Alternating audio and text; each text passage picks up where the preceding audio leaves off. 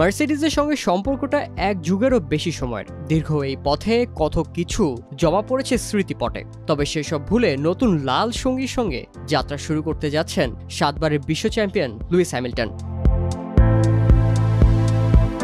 Mercedes Hamilton জুটির যাত্রাটা 2013 সালে।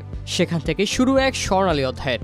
জার্মানি কনস্ট্রাক্টরের হয়ে 12 মৌসুমে 84টি রেস জিতেছেন হ্যামিল্টন। সাথে রয়েছে 153টি পোডিয়াম, 78টি পোল পজিশন আর রেকর্ড 55টি ফাস্টেস্ট ল্যাপ। এই দলের হয়েই উঁচিয়ে ধরেছেন 6 বারের ড্রাইভার্স চ্যাম্পিয়নশিপের শিরোপা, যা কিনা পরিসংখ্যানগতভাবে সবচেয়ে সফল ড্রাইভার ও টিম পার্টনারশিপ। এর আগে একটি দলের হয়ে এত জয় ও শিরোপা অর্জন করতে পারেনি কোনো রেসারই।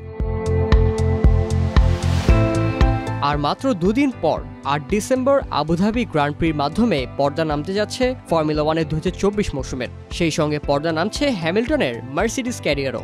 আগামী মৌসুম থেকে ফেরারি লাল রেস স্যুটে ট্র্যাক মাতাবেন লুইস।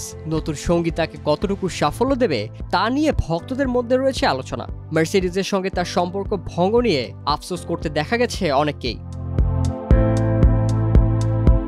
মার্সিডিজের আগে লুইসের সঙ্গী ছিল ব্রিটিশ কনস্ট্রাক্টর ম্যাকলারেন। 2007 সালে এই কনস্ট্রাক্টরের হয়ে প্রথম মৌসুম পার করেন তিনি। দ্বিতীয় মৌসুমেই অর্থাৎ 2008 সালে হ্যামিল্টনের হাতে ধরা দেয় সাফল্য।